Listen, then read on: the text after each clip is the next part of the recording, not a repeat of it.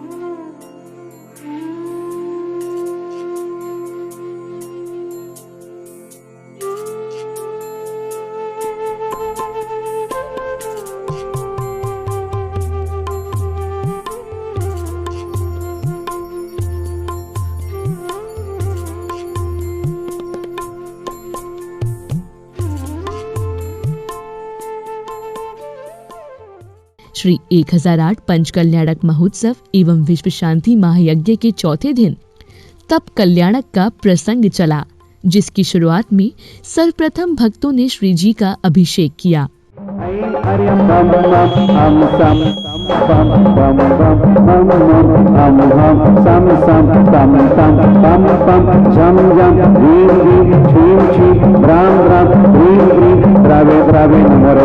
भगवती श्रीमती पवित्री जलिनी जीनावी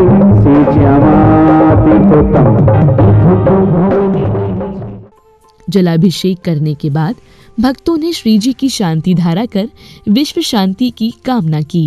ओम ह्रीं क्रोम मम पापम खंडी खंडी जय जय दह दह पच पच पाजे पाजे ओम नमोर्यम झम झम झीम छीम हम सम जम बम ज्ञासा छा छीम छूम छीम छुम छम छा छीम राम ह्रीं रूम ह्रीं रोम रम रा द्राम ह्रीं द्राव द्राव छत्रपे स्थापयामि स्वाहा ओम ह्रीं उच्चपरात्या मध्ये चम्रपे स्थापयामि स्वाहा अर्घ ओम ह्रीं शेकांते श्री शैव्रांते विनम अर्घ्यम निर्वापामि।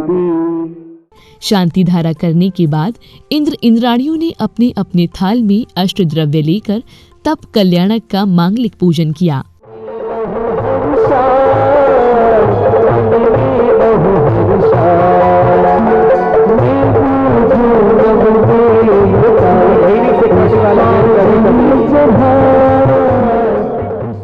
पूजन के अवसर पर इंद्राणियों ने प्रभु भक्ति करते हुए विधान मंडल पर श्रीफल समर्पित कर महोत्सव का आनंद उठाया।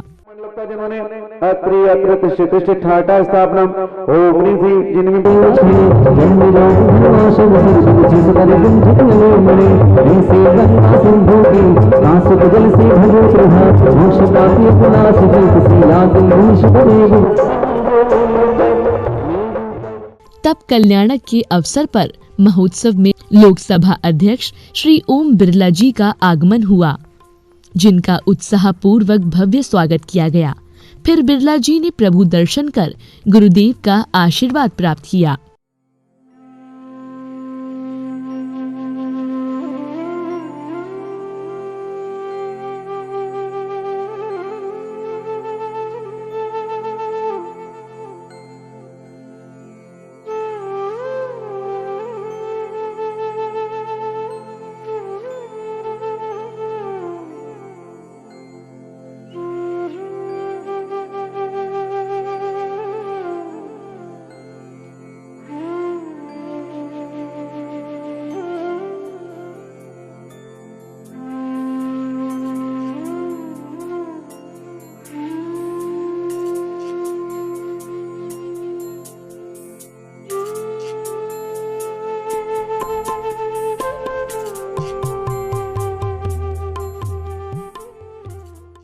इस दौरान पंचकल्याणक कमेटी के सदस्यों ने श्री ओम बिरला जी और अन्य अतिथियों का पगड़ी, शॉल, माला एवं स्मृति चिन्ह भेंट कर भव्य सम्मान किया।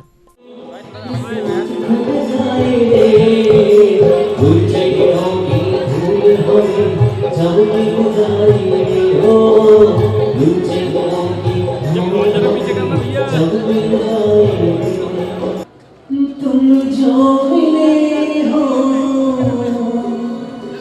जीवन तुमसे ही दीपक जला है, तुम ही सहारे तुम ही हमें रास्ता सम्मान की कड़ी के बाद श्री ओम बिरला जी ने महोत्सव के बारे में अपने विचार रखे। बड़ा हर्ष का विषय है कि मुझे आज पाषाण से भगवान बनने के महान उत्सव पंच कल्याण प्रतिष्ठा समारोह में शामिल होने का मौका मिला। अभी कुछ दिन पहले ही पर्युषण बेले पर शावक संस्कार शिविर में गुरुदेव का दर्शन करने का मौका इस स्थान पर मिला था। इसके बाद भक्तों को गुरुदेव के श्रीमुख से दिव्य देशना श्रवण करने का सौभाग्य मिला, जिसे श्रवण कर श्रोता मंत्रमुग्ध हो गए। अपने अपने व्यक्ति स्वार्थी बन जाता है, दूसरे की तरफ ध्यान नहीं देता, तब देवता अपना हाथ खींच लेते हैं और वो तुम्हारे लिए तुम्हारी किस्मत पर छोड़ देते हैं। यही हुआ ऋषभ देव के समय, जब देखा कि चारों तरफ जनता के लिए जो कुछ भी मिलता था वो सब देवताओं ने बंद कर दिया। तब ऋषभ देव ने कहा कि यह सब कैसे संभव होगा। तब ऋषभ देव ने सबसे पहले राजगद्दी की स्थापना की और अभी मध्याह्न में ऋषभ देव स्वयं राजगद्दी की स्थापना करके प्रथम राजा ऋषभ देव बनेंगे। और राजा का कर तब होता है, राजा का अर्थ ही नहीं है कि वो राज की गद्दी पर बैठने के लिए इच्छुक होता है, वह समर्थ होकर के बैठते हैं कि हम जनता के हर दुख को दूर कर सकें। गुरुदेव के प्रवचनों के बाद महाराजा नाभिराय ने युवराज आदि कुमार की शादी का विचार सौधर्म इंद्र के समक्ष रखा और कुलगुरु को बुलाकर शादी का शुभ मुहूर्त निकालने को कहा। युवराज आदि कुमार अब योग्य हो चुके हैं, उनके विवाह का यथाशीघ्र निर्णय करते हुए मैं उन्हें सौंपकर मुक्त होना चाहता हूं। युवराज आदि कुमार के लिए उत्तम कन्या का प्रस्ताव रखते हुए आदि कुमार के विवाह के लिए उचित मार्गदर्शन करें। और दिशा से देखा जाए तो कच्छ महाकच्छ की नंदा सुनंदा दोनों बहनों के साथ विवाह हो सकता है। महाराजाधिराजा आज का ही मुहूर्त सर्वोत्तम है, इसलिए बहुत जल्दी से इस उत्तम लग्न और उत्तम मुहूर्त में विवाह निश्चित कर दीजिएगा। फिर अयोध्या नगरी में युवराज आदि कुमार की शादी की तैयारियां चलने लगी। इस दौरान महिलाओं ने चौक पूजन कर बधाइयां गाईं।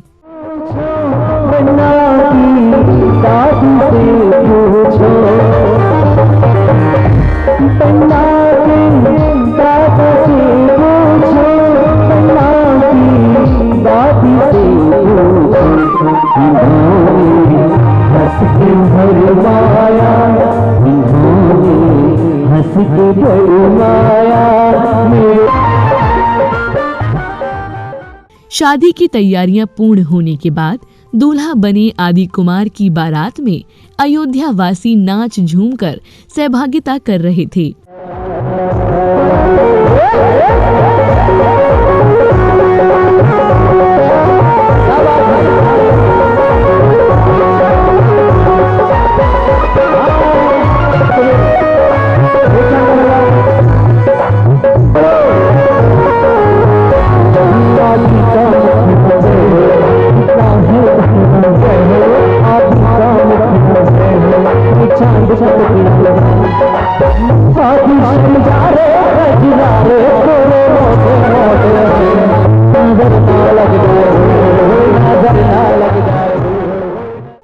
युवराज आदि कुमार की शादी होने के बाद महाराजा नाभि राय ने सौधर्म इंद्र से युवराज का राज्याभिषेक करने की बात की। युवा हो गए हैं, कर्मठ कार्यकर्ता भी हो गए हैं, अपने राज्य की सुरक्षा व्यवस्था करने में भी वो सामर्थ्य है। इसलिए मैं ये सारा राज्य और वैभव उन्हें त्याग कर, उन्हें सिंहासन पर बिठाकर मैं अपना कल्याण करना चाहता हूं। तभी सौदन कहते हैं, सर्वोत्कृष्ट है। मैं आपकी भावना से सहमत हूं। क्यों नहीं यथाशीघ्र इस कार्य को संपन्न कराया जाए। तभी राज तिलक अर्पण विधि कीजे गिरिराज, आदि कुमार को होय सकी सारी प्रजा, होय अटल ये राज। तभी सौधर्म इंद्र ने युवराज आदि कुमार का अभिषेक कर राज्य तिलक किया। इस दौरान युवराज के लिए सौधर्म इंद्र ने स्वर्ग से वस्त्र मंगवाए।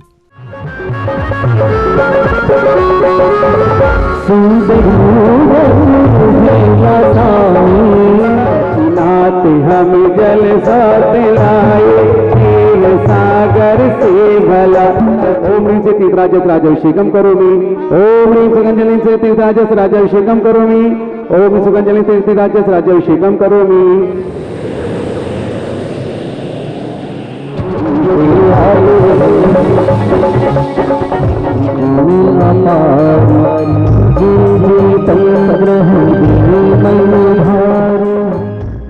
महाराजा बनने के बाद 32,000 मुकुट राजाओं ने अयोध्या नगरी पहुंचकर भेंट देते हुए बधाइयां दी। मैं कश्मीर देश का राजा रतिबल्ला हूँ, आपके चरणों में भेंट लाया हूँ, स्वीकार करें। स्वीकार है। महाराज की जय हो। मैं कच्छ देश का महाराजा महायश चरणों में आपके भेंट लाया हूँ, स्वीकार करें। स्वीकार है। सेनापति जी, ये राजा तो थोड़े लंबे हैं जी, इसलिए इनको 64 खंड के राजमहल में 63वीं मंजिल पर ठहराया जाए। मैं श्री चलो सिर्फ पासनाथ के यहाँ से आया हूँ। वाह, मेरी पूजा स्वीकार करो। स्वीकार है। सेनापति ये राजा वैसे बलवती हैं, लेकिन जब बोल रहे थे तो उनका हाथ कांप रहा था, इसलिए सरसों के तेल में मेथी उबलवा कर मालिश करवाई जाए। अब युवराज आदि कुमार महाराजा आदि कुमार बन गए। राज्य संचालन के दौरान अयोध्या वासियों को असी मसी ऋषि वाणिज्य कला का ज्ञान दिया और आजीविका चलना सिखाया।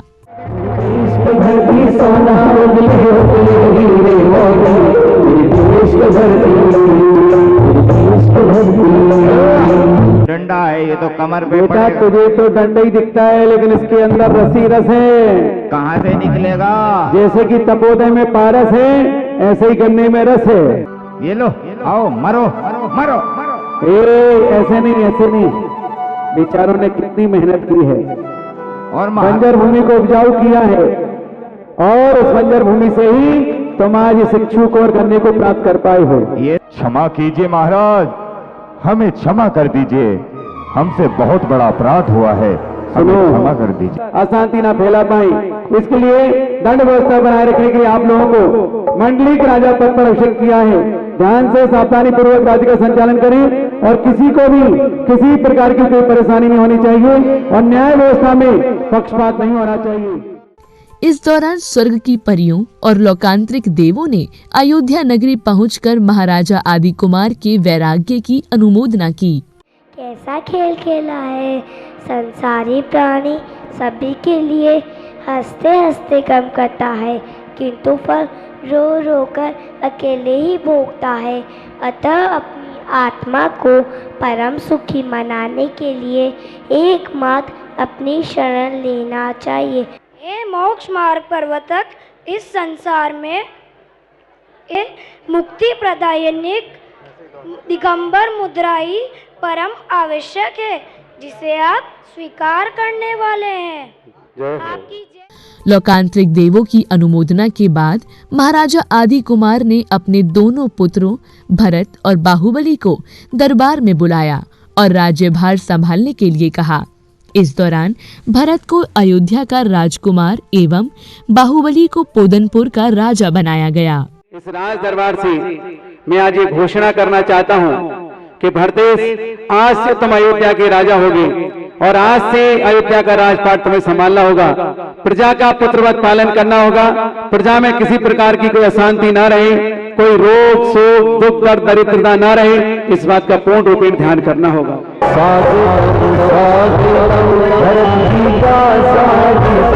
तुम्हें आज से पोदनपुर का राजा नियुक्त किया जाता है। प्रजा का पुत्रवत पालन करना होगा। प्रजा में कहीं किसी प्रकार की कोई अशांति न रहे, इस बात का ध्यान रखना होगा।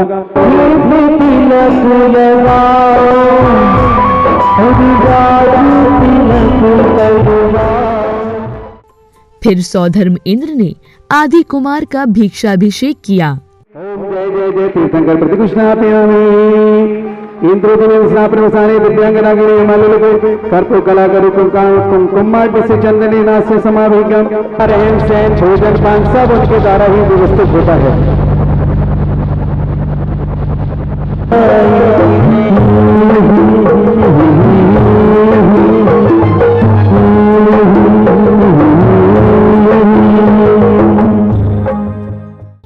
अभिषेक करने के बाद आदि कुमार जैसे ही पालकी में आरूढ़ हुए तो वैसे ही देवों को मनुष्य में विवाद होने लगा।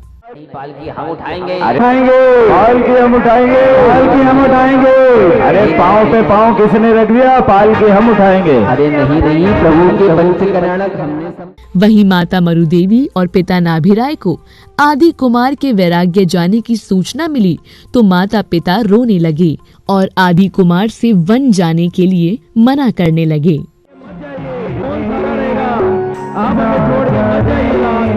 हमें मत जाइए,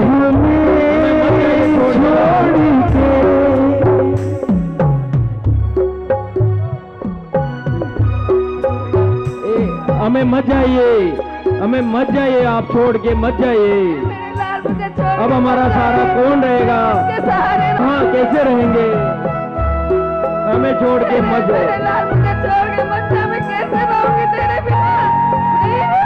माता में तुम्हारी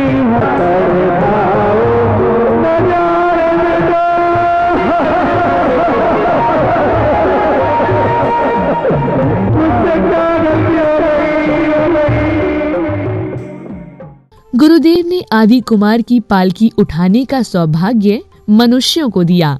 सभी लोगों को ये विचार करना है, समय कम है, कार्यक्रम अधिक है, कि ये पालकी आज कितने सगुन के रूप में है कि आज देवताओं को पीछे किया जा रहा है और मनुष्यों से कहा तुम इनका सगुन करो और 7 कदम तक मनुष्य इस पालकी को लेके चलेंगे। आदि को निहारो कोई, आदि को निहारो कोई, आदि को निहारो। आदि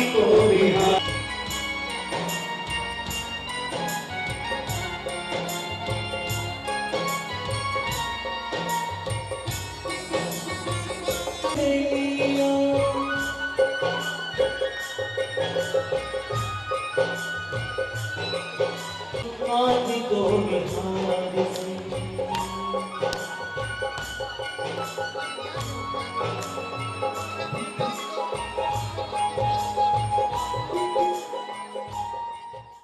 वन पहुंचने के बाद गुरुदेव ने आदि कुमार की दीक्षा विधि संपन्न की। ओम नमो रते भगवते सत्य समय प्रपन्नाय वस्त्राभूषणम अपनयामीति स्वाहा।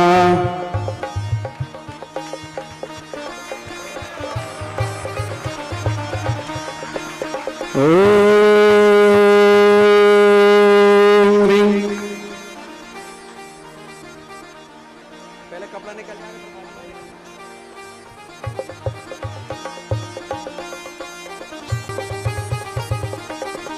तत्रोपासम भगवता पारिवज्य सजी नान मंदिक्ता विदर्दि रोद्दि विदनाई मध्य दिनी दिनाग्रे चर पूजनामी। ऐसे दिगंबर संत जिन्होंने अपने अंतरंग और बहिरंग वस्त्रों का त्याग किया है, जिन्होंने अपने मूल गुणों का निरंतर पालन किया है।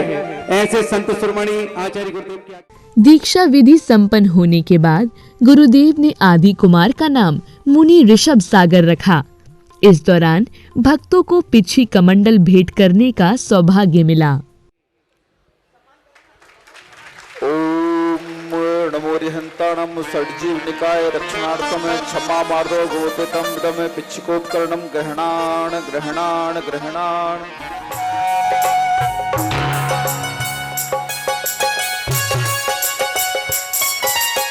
मंगाए बाह्य अभ्यंतर मल विशुद्धाय नमः इंदम शौचोपकरणम ग्रहणान ग्रहण ग्रहण। नमोस्तु भगवान, नमोस्तु भगवान, नमोस्तु। और जिन दिगंबर संतों ने दीक्षा के संस्कार किए उनके चरणों बोलेंगे हे नमो। इस पावन अवसर पर भक्तों को एक और सौभाग्य मिला और वह सौभाग्य था गुरुदेव सुधा सागर जी महाराज सत्संग को पिछी भेंट करने का, जिसमें सभी भक्तों ने भक्ति करते हुए गुरुदेव को नवीन पिच्छी देकर आशीर्वाद प्राप्त किया।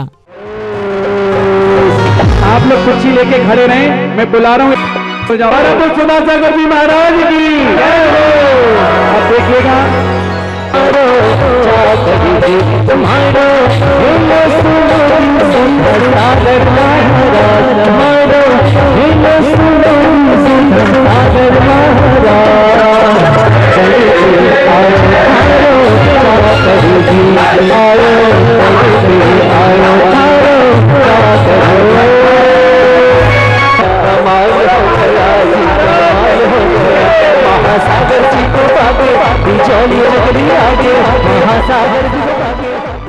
पिछे परिवर्तन के बाद भक्तों ने दीपकों से सुशोभित थाल लेकर गुरुदेव की मंगलमय आरती उतारी और संगीतकार के भजनों पर भक्ति कर महोत्सव का आनंद उठाया।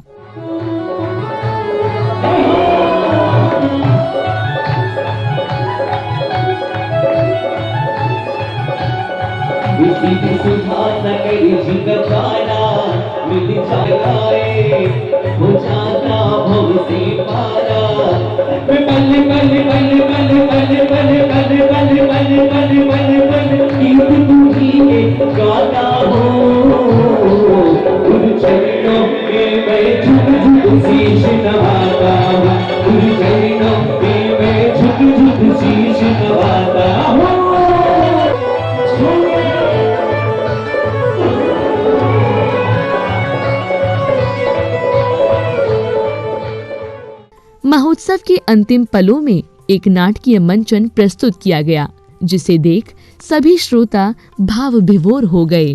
बरसों बीत गए हमारे विवाह को, लेकिन हमारे घर में किसी संतान ने जन्म नहीं लिया। बहनारी बहना मेरे जीजा जी का क्या कहना। मैं बताता हूँ, तुम्हारा घर था तो घर तो सबका ही होता है। ओए होए होए होए, 3 साल और 12 बच्चे। क्यों बहना, सुना नहीं क्या? भगवान जब देता है छप्पर फाड़ के देता है। इतनी अच्छी अच्छी बातें कर रहा हूँ, लेकिन तू है कि हंसती नहीं है कि वो अपनी बेटी का विवाह सेठ ऋषभदत्त से कर दे। आपको जितना धन चाहिए हम उतना धन देने के लिए तैयार हैं। मैं तो जा रही हूँ, तू आशीर्वाद ले ले फड़ के। दर्शकों, अभी आपने देखा राजस्थान के भीलवाड़ा की पावन भूमि बिजौलिया जी स्थित श्री दिगंबर जैन पार्श्वनाथ तपोदेर तीर्थ क्षेत्र बिजौलिया जी में 11 से 16 फरवरी के मध्य चले महामहोत्सव में भक्तों ने निर्यापक संत मुनि पुंगव श्री सुधा सागर जी महाराज सत्संग के सानिध्य एवं प्रतिष्ठाचार्य बाल ब्रह्मचारी प्रदीप जी भैया सुयश के मंगल निर्देशन में मांगलिक पूजन कर अपने जीवन को पुण्यशाली बनाया। तो दर्शकों, अभी के लिए बस इतना ही। फिर होगी आपसे मुलाकात इसी कार्यक्रम की अगली कड़ी के साथ। जय जिनेंद्र।